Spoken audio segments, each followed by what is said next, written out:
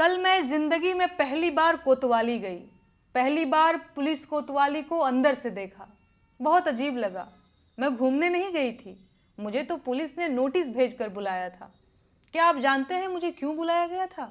मैंने कोई चोरी नहीं की थी, किसी को गाली नहीं दी थी, मैंने इलेक्टोरल बॉन्ड भी नहीं खरीदा था और नहीं बीफ कंपनियों से चंदा लिया था।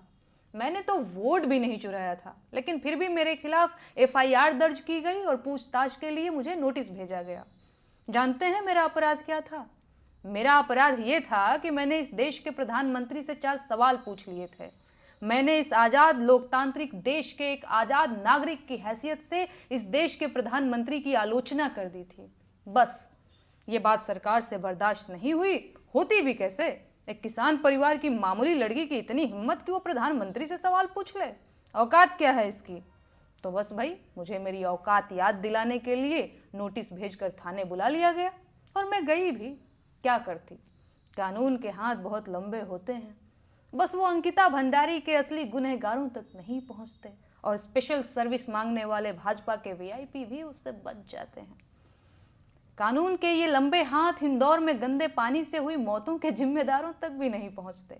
पेपर लीक कराने वाले, टूटी सड़कें बनाने वाले, अल्पसंख्यकों के खिलाफ नफरत भड़काने वाले, नकली दवाओं का कारोबार करने वाले, खाने की मिलावटी चीजें बनाकर देश भर में कैंसर फैलाने वाले, रेल दुर्घटनाओं के जिम्मेदार, टूटते पुलों के ठेकेदार, जंगल उजाड़ने वाले, पहाड़ काटने वाले और हवा को जहर बनाने वाले नेता, अधिकारी और कारोबारी कानून के हाथों से बच जाते हैं।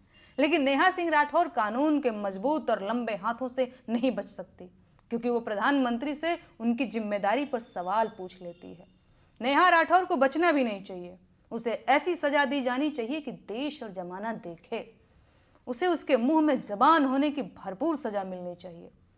जिन बेटियों की दुश्मन पूरी भाजपा है, नेहा पर उनके लिए आवाज उठाने की सजा भी मुकर्रर की जानी चाहिए। बेरोजगारी के मुद्दे पर बोलना भी क्या छोटा गुनाह है?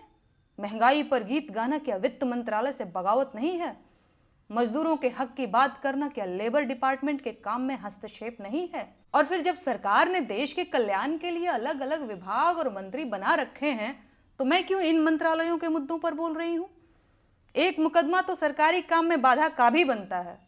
देश में जब महिला आयोग है तो महिला अधिकारों की बात करने वाली मैं कौन होती हूँ? कितनी अजीब बात है ना। जिस सरकार को देश की गरीबी, बेरोजगारी, महंगाई और भ्रष्टाचार से लड़ना था, वो सरकार मुझसे लड़ रही है। खैर, अब सरकार को जल्द से जल्द देश हित में कानून बनाकर आलोचना को देशद्रोह और आलोचकों को देशद्रोही घोषित कर देना चाहिए।